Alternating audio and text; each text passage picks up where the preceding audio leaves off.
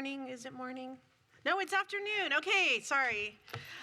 Officially, when is it? Okay. We are going to call this meeting to order. It's 1:01. Thank you for coming to the School Health Advisory Council, or SHAC meeting, on this fine Halloween day. We are going to start with attendance and make sure that we have a quorum, so I have a sheet for that. Let me go ahead and take attendance. Michelle Markert, that's me. Mark Schauer, here. Dr. Woods, here. Sarah, here. Mr. Hargis, here.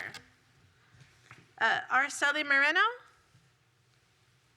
I didn't know if we had anyone online. Erica Moreno. Okay. Casey Pyle. Aaron Pryor. Here. Dr. Ana Salazar. All right. And Dr. Colin Webster. All right. I don't know if anyone's, is there anyone on the online by any chance? I just wanted to make sure. 2 people. I can't, okay, I can't see that from this far away. And Colin, I believe. Who? Okay. I'm going to write online. We have a quorum, by the way. We did meet quorum anyway, but all right. Well, let's keep moving on. We've got the consent item, which is approval of our minutes from September 26, which were sent to us. So is there any discussion about those before we vote? Any discussion? Did everybody read them? Okay, I see the heads going up and down. That's great.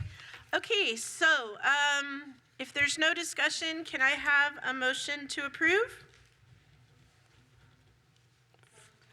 Thank you. Can I have a second, please?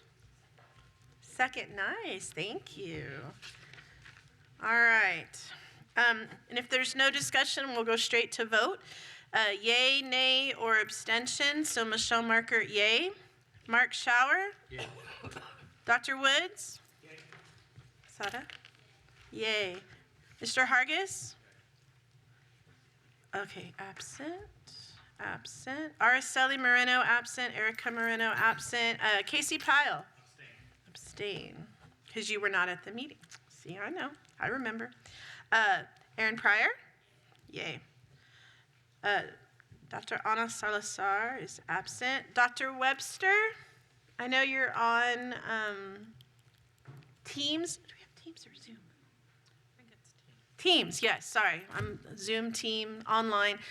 Do you have a vote for us? Did I see a yay in there? I can't read from this far away. I'm getting old. Yay? All right.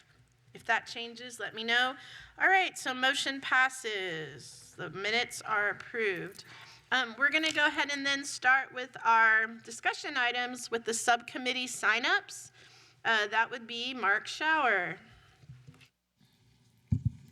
So I guess I have to sign up for a committee since I was gone last time. That is correct, sir. So I'll sign up for the mental health. We can sign up for more than one, I guess, if we wanted to, but I'll sign up for the mental health one. So should I just go through the names on the, so on the board members? So Dr. Woods, which ones are you going to be on? So P Wellness, is there any on there? Yeah. And then Sarah, you're on, that's correct, you're in the student employee health. And Dwayne's on the P Wellness. And then Miss Marino. She's not here. So I can assign her then, right? Where do we? Well, I think it's what the orders were, Wait. right? Oh, hello, Dr. Salazar, correct? Okay. No, you're fine.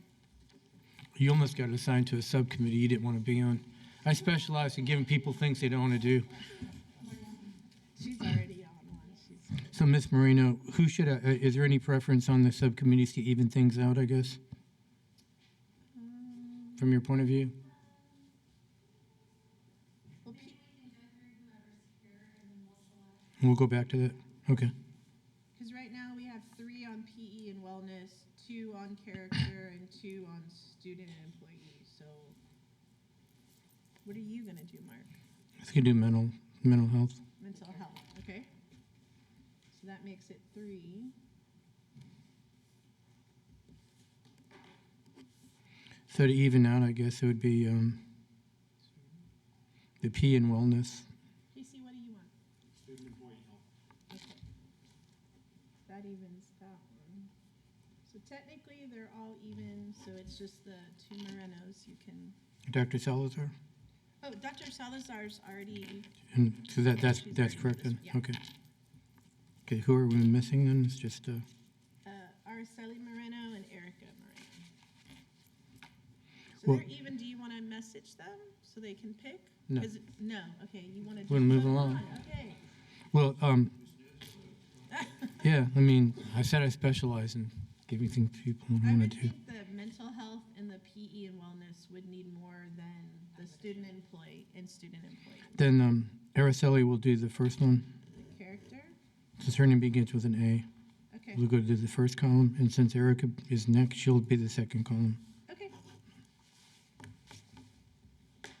I just saved 5 minutes by Very doing that. Okay, then I'm done. You're done? Okay. All right. Okay, so we're going to start with our action items. We have some that are requiring 2 presentations, but we also have one that only requires 1 presentation. So we do have a correction to the agenda. But we're going to start with the DMC Del Mar health class book. And we have this as a second presentation. We did a presentation last meeting in September. Are y'all ready? Ms. Clewell and Urbic? Thank you, sorry. All right, thank you.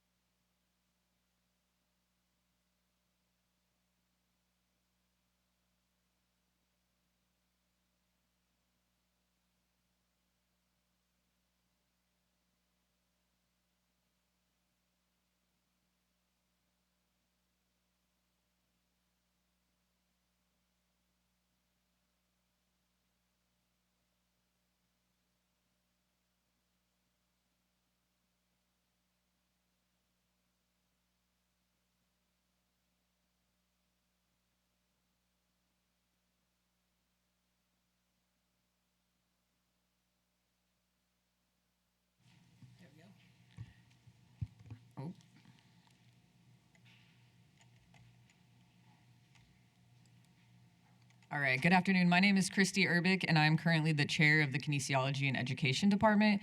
And today I'm going to be talking about the Health OER book that we use at Del Mar College. So this will be my second presentation, so you should be somewhat familiar with the information that I'm presenting today. All right, so I just wanted to make it clear that this is for the early college high schools. So we have an MOU in place already with CCISD and Del Mar College for dual enrollment. Our focus for today's discussion is on collegiate and branch high school.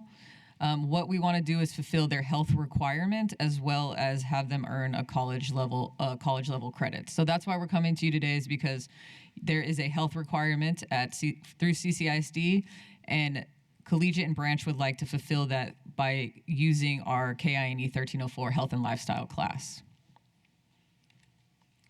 So for textbook adoptions, we use the ACGM, which is the Academic Course Guide Manual, and that provides all the information we need for each class.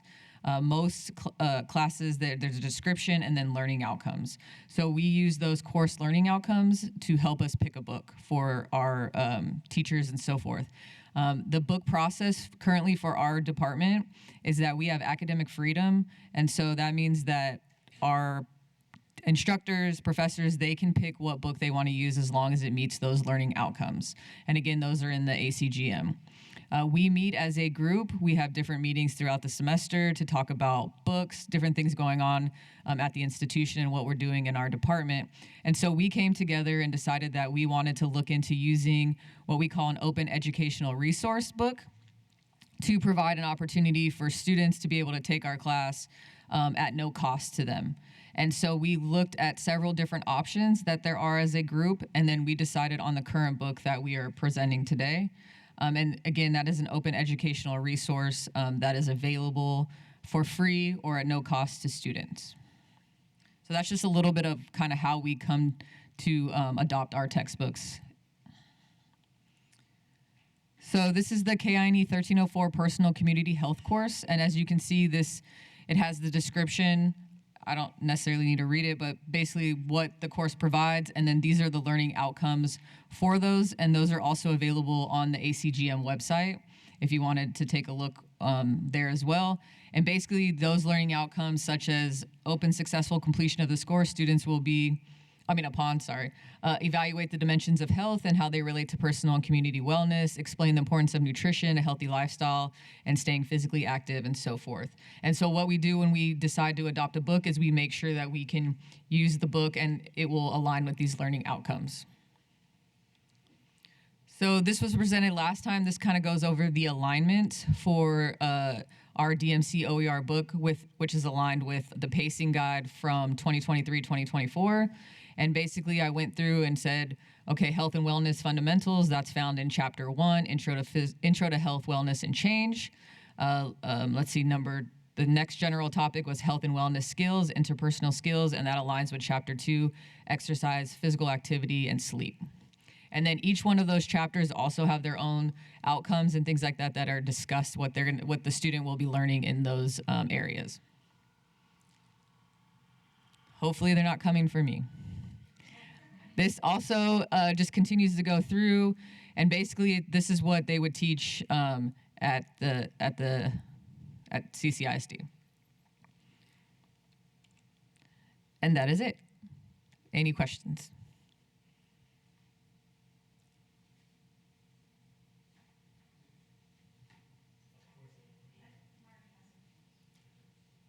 Is there a diabetes component to the nutrition? And That's an excellent question. I did not review for that specific, but that is something I can look into and get back to you.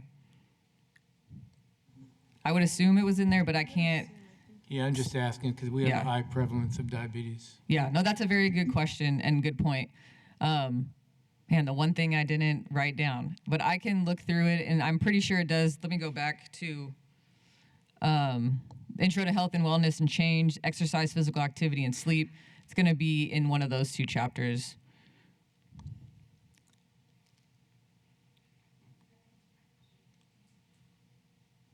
I have a question. So just because there's an opt-in component, I think it's like the latter chapters, maybe like 9 and 10, I don't remember the numbers.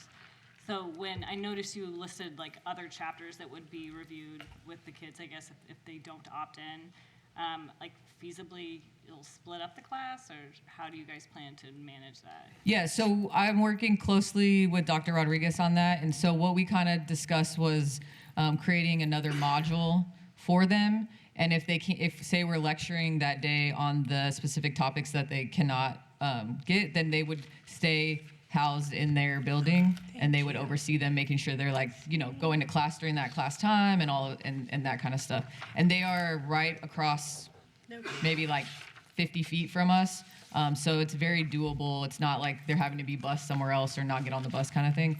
And so that was kind of what we have decided so far, and how we're gonna try it and see if that works. So that's an excellent question. Does anyone else have any questions? Casey?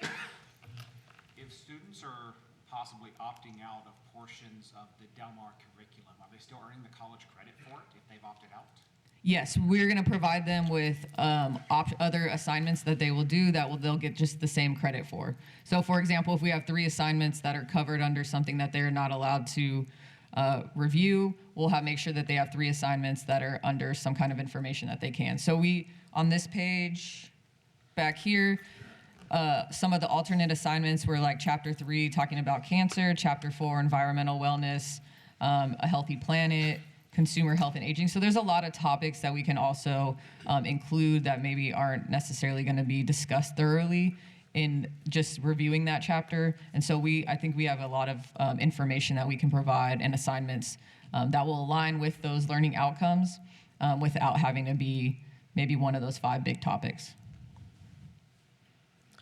And for clarification for people who weren't here last meeting when they did their first presentation, this is not open to all high schools. It's just for branch and Yes, collegiate? just to fulfill, so Yeah, it's just for them. So just to clarify, just in Yeah. case anyone who wasn't here wants to know. yeah, so technically, in a sense, any student, any dual credit student could take this class, but they would not get the health credit from CCISD. But this is specifically giving the health credit for that high school component. And so that's why we have the early college program on our campus. And we decided, since we're very close, that this could fulfill both of those, giving them college credit and doing the health component for CCISD. Correct. Awesome. Does anyone else have any questions? Thank you so much. We All right, really thank you. appreciate you being here twice. Thank you. Thank you. Do I need to stay already? Do you need to do the vote now, or do you want me to wait till all the presentations and do all the votes? It's up to you. You can just close it. Okay. All right, so we have another presentation. It's a first-time one from Homeland Security.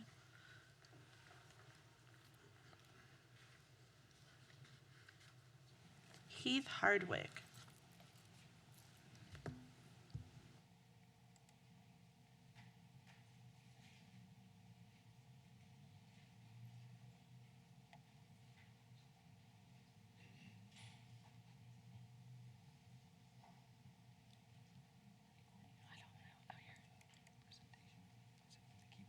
It should be on here already.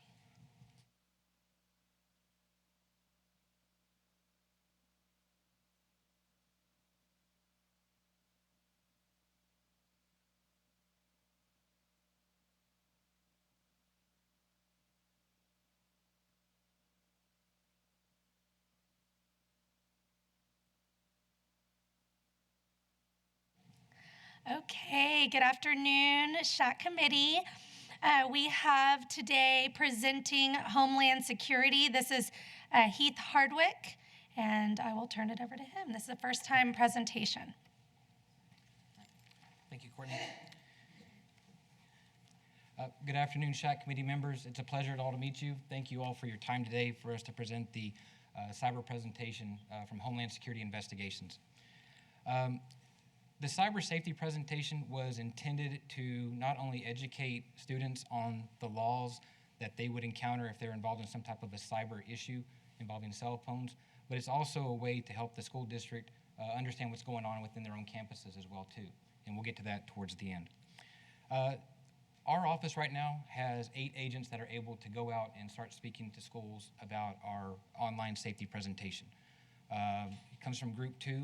Our Group 2 is the Child Exploitation Group, and with us today is our Supervisory Special Agent, Anthony Rendon, who supervises that group of those agents that are ready to go out and do child exploitation presentations in the field.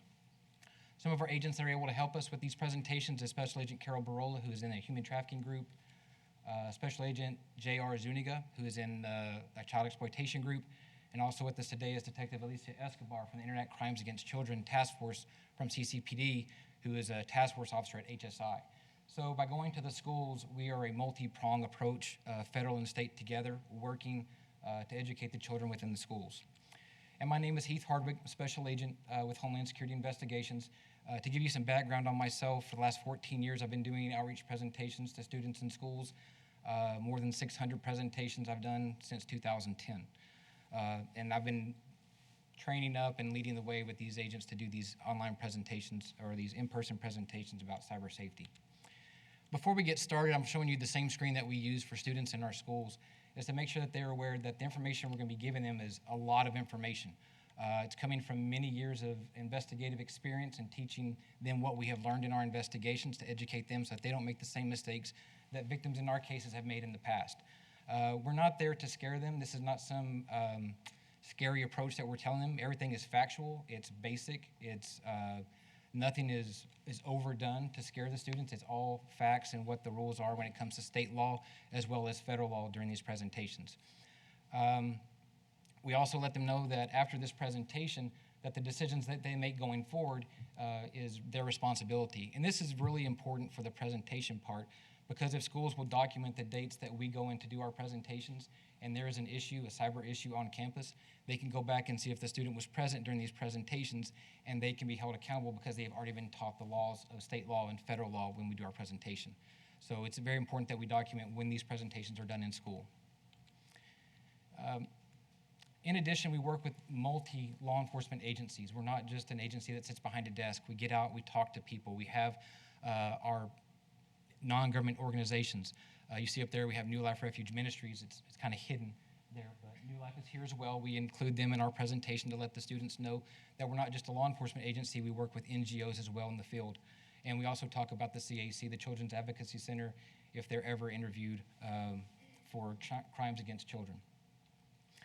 We also talk about the impact of social media. I'm not going to go over every single type of issue we see with these different types of apps, but we talk about everything from as basic as Facebook, that some people say Facebook's for the old people and students aren't using it. Not true. Parents trust Facebook, so they allow their students or their children to look at Facebook. And those things intertwine with Instagram, of course. And then also we are intertwining the risk that students have when it comes to online gaming and the risk that they see talking to strangers online while playing games. These other apps are those that are constantly on our radar. Besides these regular apps like TikTok and Snapchat, we also discuss with them financial apps such as Cash App and those types of apps that we see children being enticed with money through those apps as well.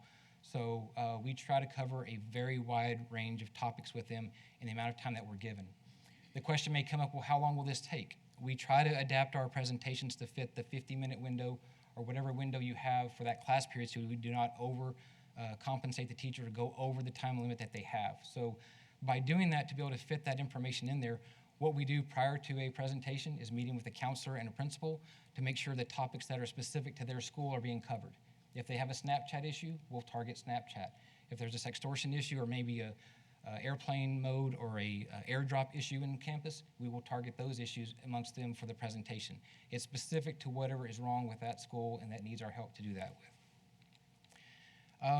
What makes our presentation different than others is that we bring our law enforcement experience in cases that we are investigating now, currently, and in the past, to tell them what we have seen victims going through in the Coastal Bend area. Not just here in the Corpus area, but cases we've had in Kingsville, the Gregory Portland area, all throughout the Coastal Bend are those types of cases are discussed to give them the awareness. We have a very wide array of people in our group of 8 agents that do these presentations that know very different types of things. So our supervisory special agent, Anthony Rendon, has already taken the steps to think ahead that if we are approved for the SHAC committee meeting, to go forward, we have agents that are lined up for specific campuses on the high school campus, like which agent is going where. So we've gone through the approach of setting that step forward to know where we're going if given the green light to do so. A lot of these presentations that we have done, numerous. Myself and the experience that I've had going from West Texas doing presentations here to the South Texas area has brought me a lot of experience. And I passed that on to the agents within my group. Some of the things that we have encountered, it's not just telling the students what gets them in trouble. We really encourage the principals and the counselors to be a part of our meetings as well, to be on the sidelines, because during these presentations I have done, students feel more comfortable to make an outcry or yell something out if they see something that's inappropriate. So if we talk about it's illegal for someone to send an inappropriate image or request an inappropriate image, in my presentations I've had students that will outcry, yeah, and say a student's name. So now the administration has a place to go to find out, is that an issue in the campus? Also during our presentations, we show 2 or 3 different videos during that presentation. The purpose of showing videos is not just to give the brain a break of students listening to us talk and talk and talk, but if we see issues in the audience, such as a student will put their head down when we say certain things, the way they react to what's being done, they put their hands over their mouth, or a student starts crying in the audience, which has happened before, as we let that video play before the students, We will step off to the side and talk to the administrator. Red shirt, third row, second from the end, there's an issue there. So those are things we will talk about. And any questions? Are there any questions? Mark? How'd you guess? What is ICAC? The Internet Crimes Against Children, sir. And who's on the, who forms the unit? Which agencies? Corpus Christi Police Department. They form the ICAC here locally. There are 4 detectives, and one of those detectives is Alicia Escobar, assigned to the HSI office as a task force officer right now. And just based on your knowledge from the federal side and the local side, do we have the need? Have you seen predators trying to get to our kids through the internet? Absolutely, sir. Besides outreach presentations and working investigations, we also do online undercover investigations looking for predators in the field, like to catch a predator that people would see on TV. The same things are being done here in the Corpus Christi area with the CCPD ICAC. Since I got here in 2015, worked hand in hand with Detective Escobar, and best partner I've ever had. So, What age range of kids have you seen? What are some of the younger kids that have been approached through social media or the internet or whatever to become potential victims? it's all ages, sir. There's not one specific. The one age range that I myself concerned about, because I like going to the high schools, is I'm concerned about the seniors and juniors that are 17 years old, that they believe that at the age of 17 they're an adult, but they don't understand at the age of 17, if they were to send a nude photo of themselves, they've actually distributed child exploitation material. And these students do not know that. And that's what's so important about getting the word out to the students about what can get them in trouble. Yeah, and that's the reason I was asking softball questions. Yes, sir. Because the need is here, you know. We do have it here. It's not somewhere else. It's here. And you guys are the experts in knowing what to look for. Absolutely. You know, your feet on the ground actually doing the investigations. So thank you for your work. Yes, sir. Thank you. Mr. Hargis? You mentioned, and so I caught some of it, you know, if you mentioned outcry, so you mentioned when you were given the presentation, third row, red shirt, that type of thing. So, because you saw some emotional situation. Yes, sir. So you don't see that. So is there a lead person within the campus that the kids know after the presentation, you know, let's go to Ms. Rios if that's the person, if I felt I needed to say something about another student or something, that would be the person. So is that set up at the beginning, you know, after our presentation? If you have any other, you know, concerns, see Ms. Rios on campus. I have done that for some campuses, because some campuses I've gone to, the teachers drop them off and then run. So am I there by myself talking to students without any admin help or teacher help? We can definitely do that. What I've done in my own presentations is let myself stay until the end of the day if they need to come and talk to me later privately. Whatever information they pass on to me goes to the counselors. I'm not there to develop cases and make investigations unless it's something that rises to that federal level. But we try to keep everything within campus, let the campuses deal with those issues that are ongoing. Okay. And we will not address students if we see some issue, like we don't pull them out of the presentation and go talk to them. Right. What we encourage the counselors and principals to do is later during the day, find that student and ask them how that presentation went. What did they feel about it? What was their opinion of it? And that usually leads down to the road of opening the door for an outcry if there is one. We have had a successful case where a student made an outcry, not about themselves, but about another student in a different school district. Based on that outcry, investigators within our office traveled to that school district, located the victim, and based on that investigation, we're able to go to North Texas and make an arrest of a suspect and rescue a victim here in the Coastal Bend, and have that person arrested and brought back to Corpus Christi for federal prosecution. Thank you. Yes, sir. What's the expected classroom setting, assembly? What's the real target of the presentation? In my experience, anything over 200 is pretty tough to keep all wrangled in. I try not to cross over age groups like freshmen and seniors, because then you have someone trying to show off for the other grade levels. So keeping a tight-knit, close group is good. Some of the agents may not like me saying this, but going to a school and doing 7 presentations to the English class that's all sophomores, I've done that before with Detective Escobar, and that's it's tough, but it can be done. The smaller the groups, the more powerful this presentation is. But it's tough on us, but we have the bodies that can do it.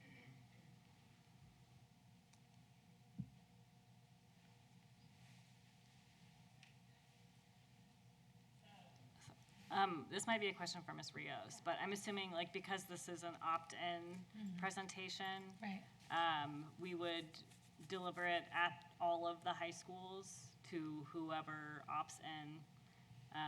And while they would be the presenters, will counselors and social workers also be present? Absolutely. That's what I was going to jump in and say is this year we have our student wellness interventionist team, which consists of licensed social workers and licensed professional counselors at every high school full-time, and they split 2 middle schools each, so full-time, and are part-time at middle schools, but they're a full-time employee. And so when we partner, if this gets approved and we get it board approved, when we partner with this agency, that will be a expectation for our student wellness interventionists to be part of this partnership in the presentations, to be present and be able to then follow up with students like we do other presentations like the SOS and so forth. So, and the counselors too. We don't want to forget about the counselors. Really making it a partnership with the people that need to be part of these conversations for our kids. Yep. Yeah. If I could follow up on Ms. Rios, some schools that I've gone to before have asked for a letter that they could send to parents, and I have boilerplate information about what our presentation's about, that CCISD could use that verbiage that we use in other schools if they'd like to use that to help write that letter for notice. Yes, ma'am. So my question's kind of big. Okay. But we know often from the mental health field that it takes several tries to get someone to make a concrete outcry versus just feeling uncomfortable or just not liking it and then wanting to trust that adult. So this could leave like a seed that then needs to be like followed up. So how might that work if you're just there for 50 minutes? Like what could you encourage with Ms. Rios to kind of, I don't know where that question is. It's a big question, but it needs to be more. Yeah, I guess, I've always more. encouraged the school or counselors to follow up like a week later and say, what did you think about the presentation? And if there's something that we're not doing right or the students didn't like or they did like, to let us know. The counselors do get inundated. They're very busy, so we don't really hear back. But the counselors that have replied back have told us they liked it, they thought this was funny, they liked this part. And those are things that we hone in on to adapt to what the students like during that presentation. They really like the stories, the true stories of cases that we've worked and what these victims have gone through. So we do sprinkle those in throughout the presentation. And, we can also look at like a model like we do with our SOS presentations to where we're asking the students if they would like follow-up. We can do the same type of model in this presentation as well. And the counselors are already very used to that because we're doing it in our suicide presentations. So in other words, after the presentation, y'all are still there because it does plant a seed, but they Right. might not outcry Right. at that time. That's what you were trying to ask. Like if Right. something later happens, or then they still can go Yeah. to their And- counselor and Right. social worker. Okay. Yeah, we have a full-time mental health professional on all secondary campuses, so that's been very beneficial this year in being able to identify and get the kids the help that they need in those schools. Does that answer your question? I know that's what you were trying to ask. I think were you trying to ask, is there follow-up materials or presentation or something? Yeah, I'm I was trying to wondering understand if- your question Right, as because well. I'm not sure what my question is too, because this is a big, it's a lot of information to put in 50 minutes. It is. And Yes, I don't care how old they are, high schoolers or little ones, they're not going to pay attention to all of it. right. Right, and so what methodology do you leave? Is there pamphlets, is there information, is there like extra bulletins or something to re-engage those students who maybe only got a piece of it or who only paid attention to the videos but not the message? A part of the presentation does have our Know to Protect campaign information from HSI. that if they see hashtags, they're going to see those things, and they may go back and reference that material that they see in the Know to Protect campaign information.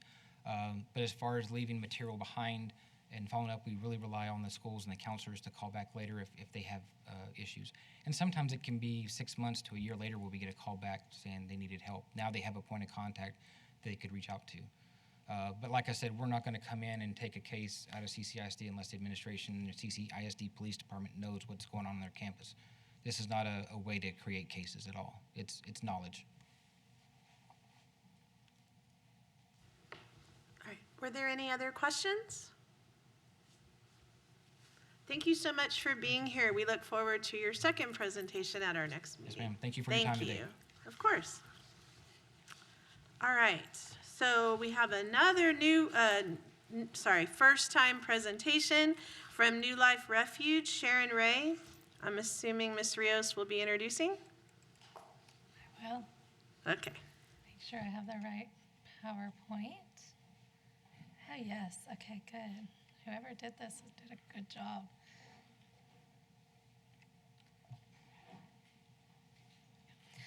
Okay, so our next presenter comes from the New Life Refuge organization, and her name is Sharon Ray. She will be presenting for the first time of 2 to SHAC, and then, if approved, taken to the board. So welcome, Ms. Ray. You'll use the little arrows when you. Okay, perfect. So my name is Sharon Ray, and I am with New Life Refuge, and I am their education coordinator. And we tailor programs very similar to Homeland Security. We educate to prevent internet safety fraud and taking our children away into child sex trafficking. So we don't talk about that to everybody in that direction, but specifically what we want to do is to protect our children. We tailor our needs of all of our speaking to whatever is happening on those campuses, or we have programs from children as young as kindergarten on internet safety and phone safety. We tailor it specifically age appropriate, and that is what we do from ages 6 to 99. So we do partner programs with one of the ones that we're talking about today is called Getting Real Teen Edition. There's a parent edition that goes along with that. Works great if you can partner it side by side. New Life Refuge is a nonprofit that we also have another portion of our organization, which is our Homes of Hope, our refuge for girls who are survivors from child sex trafficking, ages 11 to 17. And the reason why we do our education is we have found that these young girls come to us all the time telling us no one ever told them that this could happen to them. They didn't know what it looked like. And so a lot of them even were connected specifically through online. And so that is why we really focus on internet and phone safety when we have conversations with young people. And with me today is our executive director, so if I have to consent to any questions for her, I will do that. She just stepped out for a second. So when we first went and kind of talked about this, an idea to answer your question possibly in follow-up is that Homeland Security and New Life Refuge have different programs.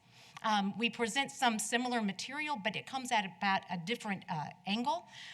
And so as a result is a great way to be able to kind of follow up each other in a different type of point of contact. We are specifically talking today about our program from ages grades 6 to 12. They are tailored. The one that you will see in high school is not the one that you're going to see in middle school. We tailor that specifically to them with age-appropriate information. I do not have to say nude photos. I do not have to say child pornography. I have to say inappropriate, and they know right away exactly what it is that I'm talking about. This program is actually based on an acronym called Real Friends Don't. And that information is from REAL, R-E-A-L is the acronym. And that is information from the McCain Institute that is sent out to other people so that we can utilize that and kind of make that our own presentation. And so the acronym starts with realize that predators pretend to be your friend, and educate yourself on who predators target for exploitation. And ask yourself this question: would I want my grandmother to see this? Parents, I always tell, this is what I want you to think about yourself.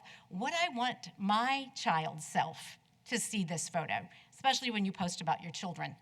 And then let someone know if you feel uncomfortable. We really talk a lot about that information is if something makes you feel uncomfortable, if it makes you feel ick, there is a really good chance that it's something you need to stay clear of because those are our first warning signs.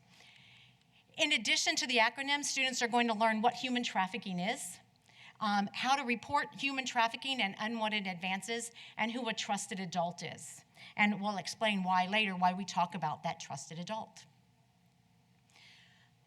It's a program, again, for grades 6 to 12, but it really does work well.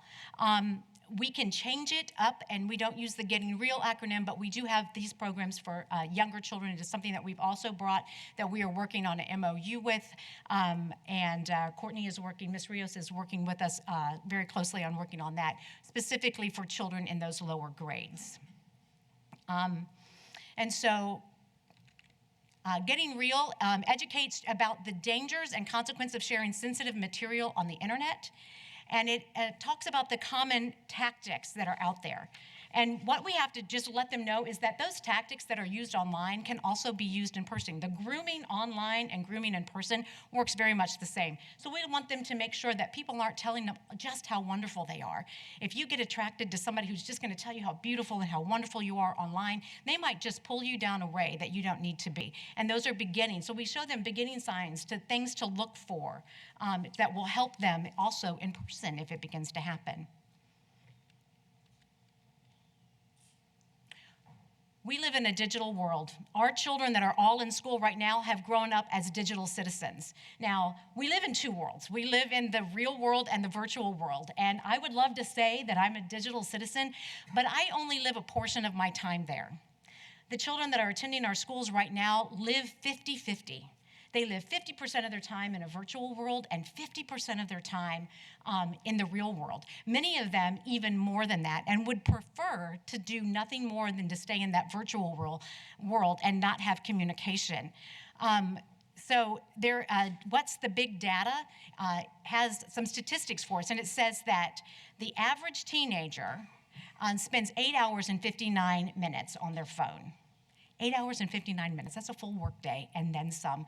That's just on their phone. That's not doing homework on their online. That's not gaming on a console. That's just on their phone, and that's the average. So we know that there are some that are way more than that. Yesterday I was at Bishop, and somebody said that they spent 17 and a half hours on their phone. That's a lot of time to be on your phone. And so we want to make sure that they are prepared, because if they want to live the dream, they got to get their head out of the screen. And we got to be able to share that with them and get them to know that. I took a webinar just recently from Texas DFPS. I'm constantly trying to learn what's going on out there. And they said they divide their ages between 0 and 6 and 7 and 12 and 13 to 18. And they said 0 to 12, they may. There's a good probability that somebody's going to approach them and ask them how old they are, or if they will send them a photo, or if they will do something like that. But 13 to 18 is not a probability.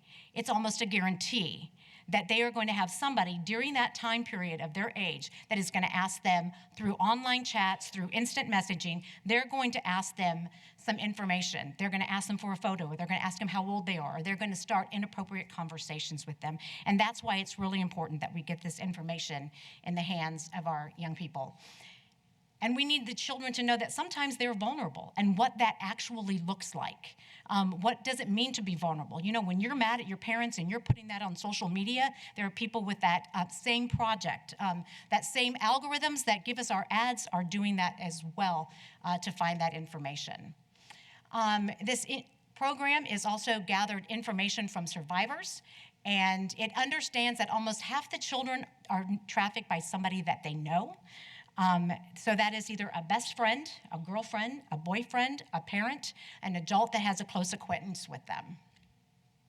It's a 45 to 60-minute presentation. It's best for small groups. We can do it in larger groups, but when we are smaller, it really works out much better. We ask that there be a counselor or a social worker, or at least a teacher. Just as Heath said, sometimes they just leave us in the room and they run away, but it's really nice to have them there so that we can connect them in case there is an outcry. And we give index to cards to everybody who comes in. And the reason why we give those index cards to them is because we allow them to write questions. You don't have to write anything on that card, but if you have a question or if you have an outcry or if you have a concern, you can do that. And at the end, we ask everybody to fold that card over, and we go through and we have the teacher pick that up. That way, if there's questions, we can get the real questions instead of silly questions. And we can also find out if there's somebody who really needs assistance from us, and nobody has to know what's going on. It provides them with a working knowledge of human trafficking and online grooming and boundaries, and students can identify markers to protect themselves and the one that they love. So when we talk about high school age, they really think that they know everything. And so we say to them, it might not be for you, but it might be for your little sister or the little girl down the street or the little boy down the street that you babysit for. We want you to look out for your best friend. And that really sometimes helps them pay a little bit more attention. And they will learn about good boundaries online and interpersonal relationships and the law regarding sharing photos. A lot of people don't know that just having those photos are a problem for them.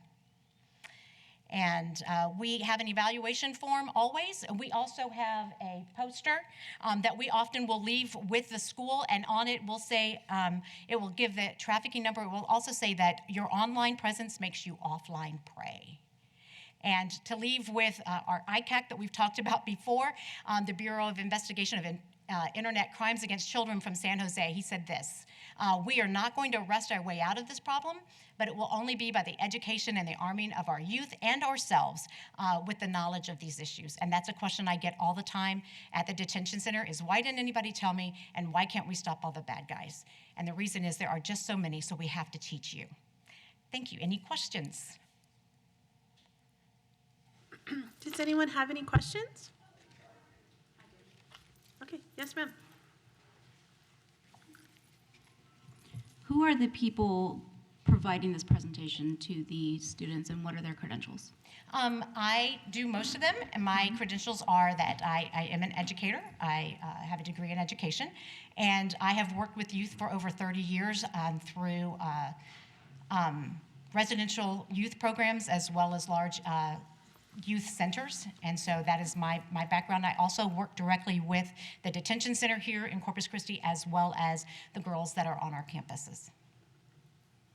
So are you the only one who does the presentation? I am not the only one. Okay. The other one is our executive director, Minta Moore, and she also does some of the presenting, but that is my sole purpose and job, is to do all of those presentations. So that's why I'm here, and I would love to have a continued job. Any other questions? Yes, Mark needs to go, but he would like to know who wrote the curriculum for your program. Did you write the curriculum yourself? The curriculum that we have is based on, it's a presentation, so it's not a set specific curriculum. It's very much like Homeland Security's, in that we use information that is out there. I use a lot of information from Thorn, from NCMEC, which is National Center for Missing and Exploited Children. I grab all of their information and create it to tailor the needs of the individual students or location that I am. So a presentation that I give in Kingsville may not be the same one that I would give at Miller High School. So I use all of those facts and information, and I try to keep them up to date. You know, Texas has some great statistics, but they're way back from 2016-17. Those are so far out of date since 2020 that we really need to kind of figure out what's new. So I have to use those national statistics to make it a little bit more real. Is that good? Okay. What's the plan for this material to be presented? You say it's best in a classroom setting. Is it only going to be in a health class? Are you going to try to be in English classes from 6 through 12? It depends on what sets for. I'm sorry, I should let you finish. I'm sorry. I'm an only child, and I think in my head, and when it comes out, it comes out. So what we try to do is whatever's best for different schools. We have an MOU with Orange Grove. I do 6th grade. I do internet and phone safety. I teach in their keyboarding classroom. And so every 6th grader has to do keyboarding, so we're able to hit them. I think when we first talked about this, one of the conversations was everybody has to go to health class, so we would be in the health class. But we can go whatever fits the need of CCISD. You know, I don't have a set, I only will do it at this time. If you want to sit me in the place and I'm there all day to hit everybody, then that's what I'll do. But it is much better than yesterday. I was at Bishop and I had 250 sophomores, and that's a huge group in a gym with all that noise. So it's really, and children do respond to letter. We make it interactive. I do have conversations with them so that it's not just a lecture. Ms. Rios, do you want to add in anything about that, since I know that's a CCISD, on what, Yeah, chime in, so- because I think that's kind of where, Yeah, okay, so, we will, if this partnership becomes approved through 2 times at SHAC and the board, we would work like we would other partnerships to determine where in the campuses, would be the best for the presentations to happen. It would be opt-in, of course, so we would have to, take that into consideration and schedule with Ms. Ray to be able to come in and, make it organized as to what campuses and what time periods or what group of people are going to be presented to. because I understand that's a freshman, health is freshman. Yeah. So if you were only doing health, you're only hitting Right. that one group, but if it's 6 through 12, We could you're hitting that do one. PE, That's why we were We wondering. could go through English, we could do health, we could, go through social studies. We'd have to talk to CNI, to see if that could be something that could be incorporated. But, it basically would be after approval, we would then see what her availability is and, I think a really good thing or plan for CCISD would be between Homeland Security and New Life Refuge, at getting all of the grades this year or next year. And then from then on, there could be a plan that we hit 9th grade in health every year. So that way, going forward, everybody else has already had a basics of that information. That does not help with that continuing, making sure that you're having conversation, touching on that base for an outcry. But that is an option, that is a possibility. So that you do one lump sum, everybody is getting it, and then from there on, you make sure that everybody gets it at a certain time period. Okay. So you said that there was a parent component to the teen edition. Yes. And I think this is really important information, and I think getting out to the students is really impactful. But so much of their internet use also happens at home. Right. So I'm wondering if we could also get access to what you would provide to parents, and if we could consider having like a parent night or including New Life presentations for parents as part of this. That would be great. So in most of the schools that we go to, I've been to Rivera, Goliad, Ingleside, and what I do is I will present to the parents and the community who was in Goliad. It was the entire community. We did it there on the evening, and then the next day we did the students. So the parents knew what the kids were going to get the next day, so they were able to have conversations when they came home. Some of the parents that had opted out opted in after hearing the presentation, so that was very good. In addition to that, at both of those times, the sheriff came to both presentations and during the day. And as a process of those cards being passed in, they were able to identify a predator that was at some of the bus stops through the card, and it's a small town in Goliad, so they knew exactly who it was, and they were able to go and make that arrest as needed. So having parents and all that, having the conversation, that is the best way. And I have presentations for high school student parents all the way down to kindergarten parents. And there's a lot for us to learn on our behalf as well. Are there any other questions? Awesome. Thank you so much for being here. We look forward to a second presentation at our next meeting. Thank you. Thank you. All right. We have one more presentation today. It's Breathe and CBSG program with the council, and that's Armando Trevino. And this is a one-time only presentation. We'll be taking a vote on this one today after public comment.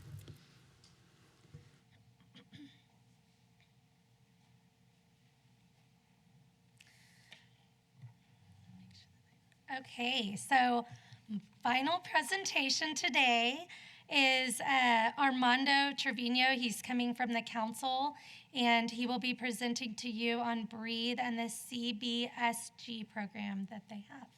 Thank you. You're going to use these. Yeah. Okay, sounds Fill great. out yours. Thank you. Good afternoon. Hi, I'm Armando Trevino, and I am with the Council on Alcohol and Drug Abuse Coastal Bend. Our program is called the Life Skills Program, and this is a curriculum that we're presenting on. Just to kind of give you a little history, we had previous funding for 5 years, and we were using a curriculum called Project Towards No Drug Abuse. And this year we went through a grant cycle competition. So this year we got funded for programming, which we're still continuing with some of the other programs in the schools, but the curriculum Project Towards Drug Abuse was no longer being used for the grant cycles. So this curriculum that I'm presenting is to replace the previous one, and since we had not provided the services in this curriculum this year or this cycle, then we're requiring to present to you guys over this curriculum. But it's serving probably the same purposes as we were with the other curriculum. The curriculum is curriculum-based support group. I'm Armando Trevino, the director. Our agency has been around over 60 years. We're very proud to say that we've been partners with CCISD for almost over 20 years as well, through either curriculums, presentations. Right now, we do provide some presentations through CCISD for opioid and vaping, which we have been very successful at that.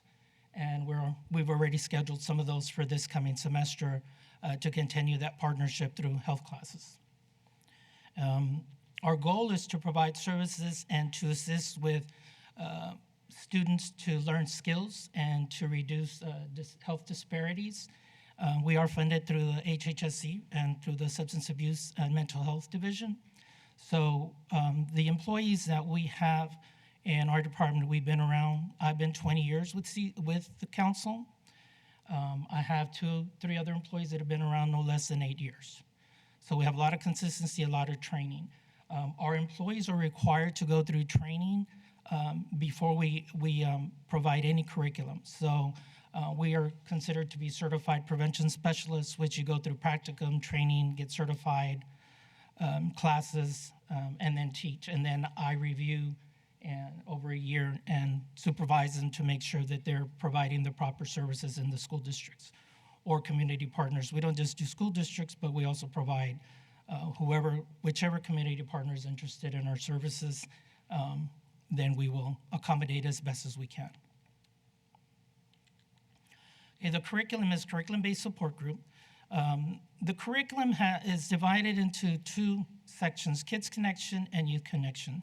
It was created by Rainbow Days, and the creator of Rainbow Days is was a teacher about 30, 40 years ago when she started the program. She mentions her story about being a recovered alcoholic and trying to deal with her children and so forth. So she created an actual curriculum in order to provide services for all students in a school setting, community setting, shelters, wherever there's anything possible in order to provide support in these settings. So Kids Connection is ages 4 through 12. Youth Connection is ages 10 to 17. Now this curriculum is approved through the state as a research-based curriculum. So it's gone through all the years of required certification review in order for us to provide services, where this curriculum is 10 to 12 sessions, depends on which campus we take it to, but it's not a one-time presentation. So they are required to go through intense reviews. Okay, Kids Connection. This is the one for ages, can last 30 minutes, ages 4 through 12. It can be 10 sessions taught once or twice a week, and it's a classroom setting. These are the topics. We did provide the curriculums available for the SHAC and community members to review it so that you can kind of have an idea of what each session was. And then also in your packet, I kind of give you a review on a lot of information pertaining to TEKS, how it works, how it's used, and that way you guys would have a little bit more information on that.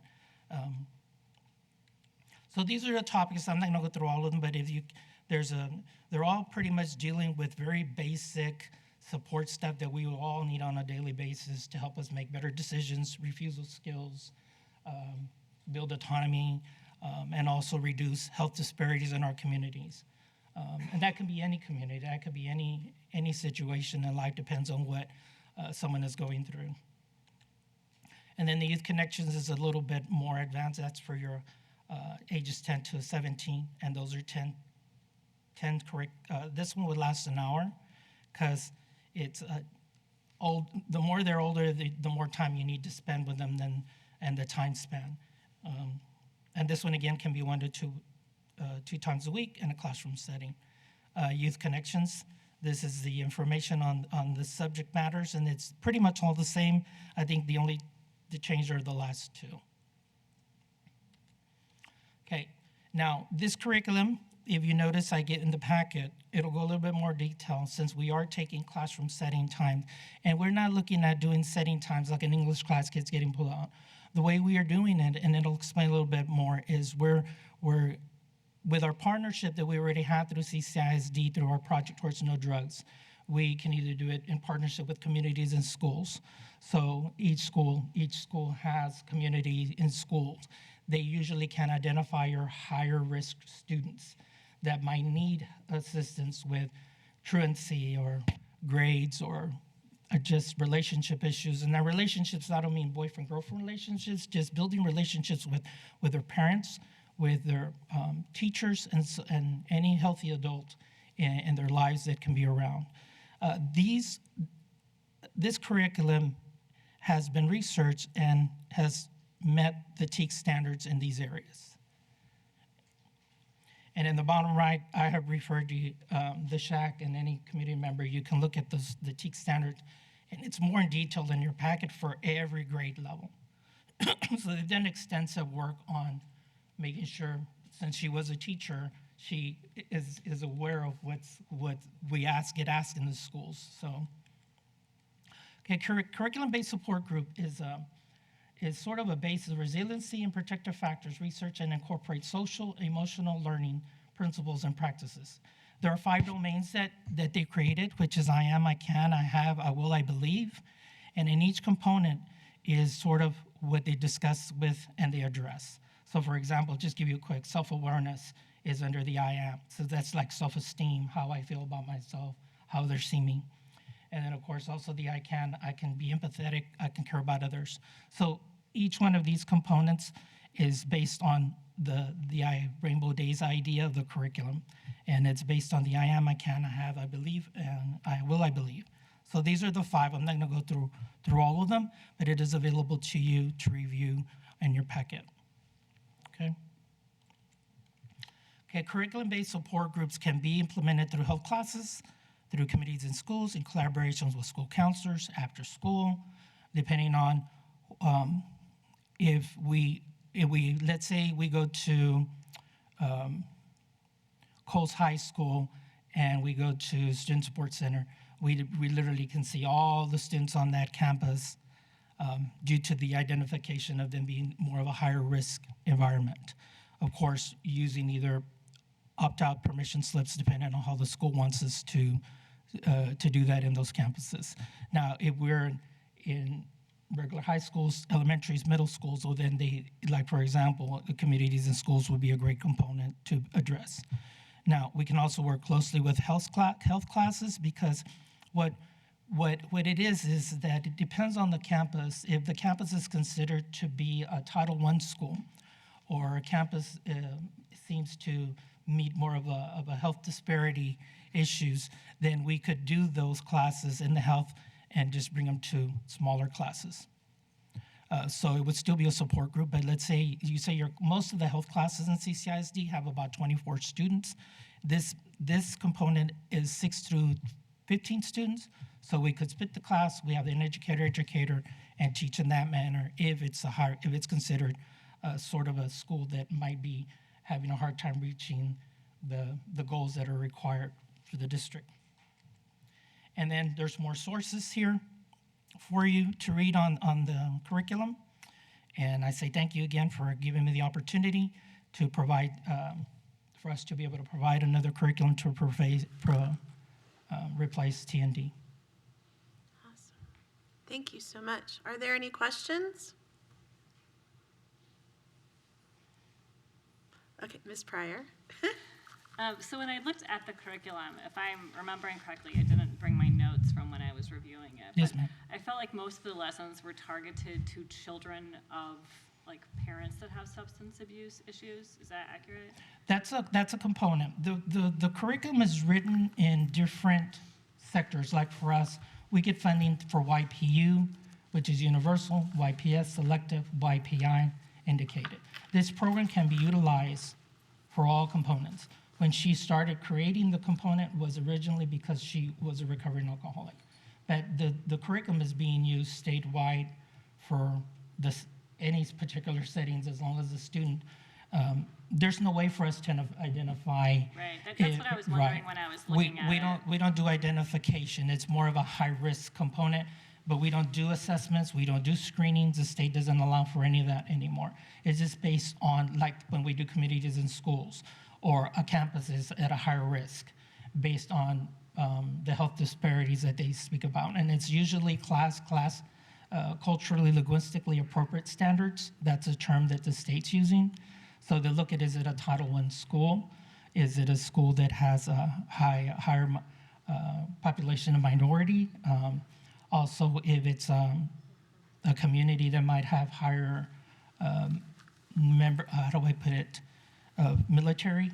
And the reason for the military is because of the transition period, a lot of changes and so forth. So that's how we identify who's appropriate. But usually this curriculum in some of the areas, some of the other cities have been using it as a universal program. They're doing it for all the students. For our purposes, we would do communities in schools and like a higher risk schools, and so forth. Okay? Did that answer your question, ma'am? Yes. Okay. Are there any other questions? We're all shaking our heads. Okay, thank you so much. you. We really appreciate you being I here appreciate today. you guys. Thank you so much. Awesome. All right, so that is all of our presentations for today, but we will be having public comment, and Nurse Sisk will be helping with that. You can do it. I got it. Ms. Fuller, I believe you're the only one I had, so if you're ready, and you have 3 minutes.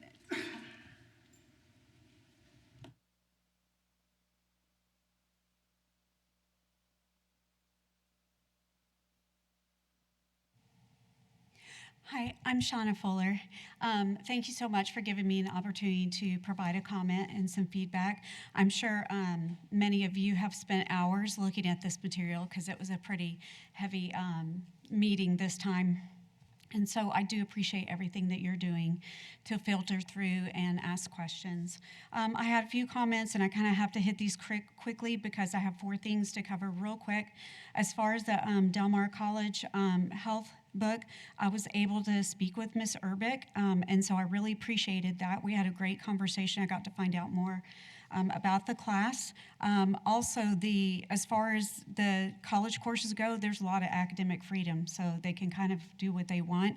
I still think that Chapter 10 material, when it comes to the human sexuality instruction component, the assumption of the chapter is sexual activity in relationships, and that, I believe, is not in accordance with what we expect here in CCISD for our students when it comes to the TEKS as well as to the Texas Education Code. So I think it's important to be aware of that component in the class when making your decision.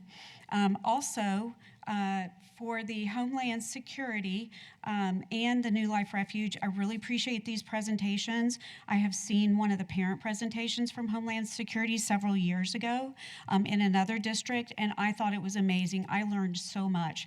And I know that when my sons sat for that presentation, they learned a lot too. So I think it's excellent. I think students need to be aware because even parents aren't aware of what's happening online a lot of times.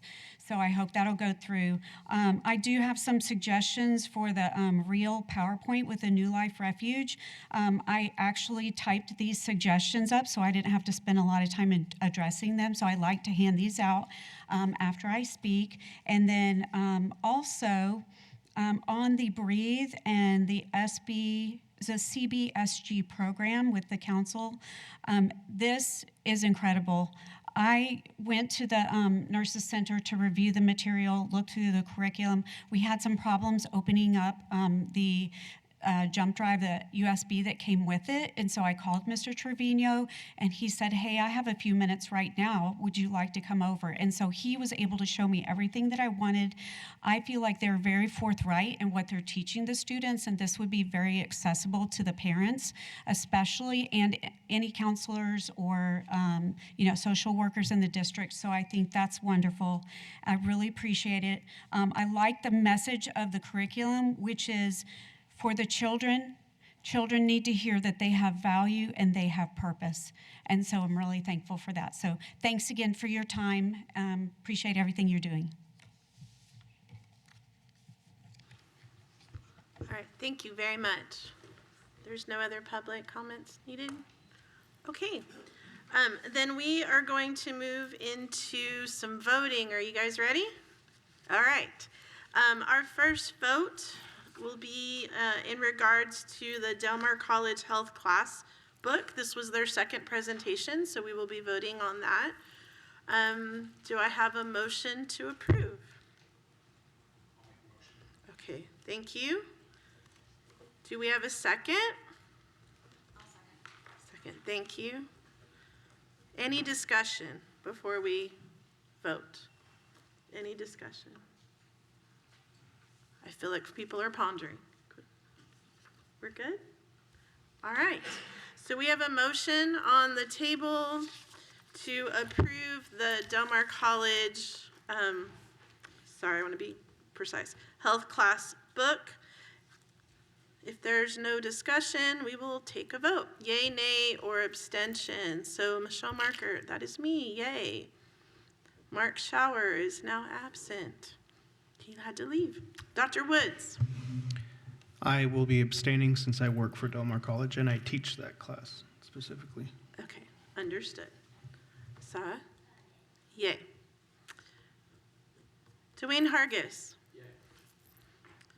Araceli Moreno absent. Erica Moreno absent. Casey. Yay. Yay. Aaron Pryor. Yay. Yay. Dr. Ana Salazar. Yay. Yay. And I don't know if is Dr. Webster still on our? Yay. Okay, thank you. Thank you, Dr. Webster. All right, motion passes to approve. So it will move to the school board now. Thank you.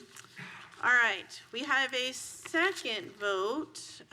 This one, let's see. Yes. This was a one-time only needed for the council to do Breathe and CBSG programs, and so we will be voting on that one. Is there any discussion before any discussion? I know we just saw it. We had time. Okay. Then I do need a motion to approve. Thank you. Any second? No second, thank you. Okay, you guys, this side is really working it. I don't know. All right, sorry. I'm a teacher like that. All right, so is there any discussion needed before we vote? Okay. All right, then let's go ahead and move into voting. Again, yay, nay, or abstention to approve the Breathe and CBSG program with the council. I'd like to read it all. Michelle Marker, yay. Mark Schauer, now absent. Dr. Woods. I'll be abstaining again since I sit on their council, on their board. On their board. Okay. Sarah, yay. Dwayne Hargis. Yay. Araceli Moreno, absent. Erica Moreno, absent.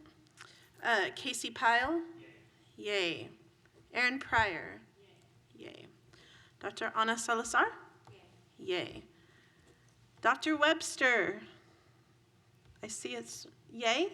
Okay, thank you. Thank you, Dr. Webster. All right, motion approved.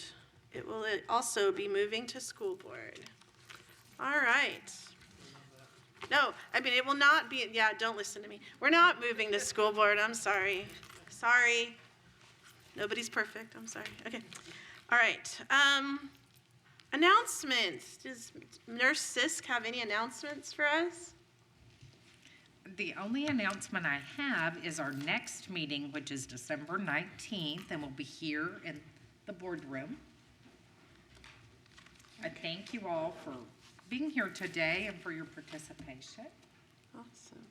All right, if there are no other announcements, meeting adjourned, 2:15 on the dot.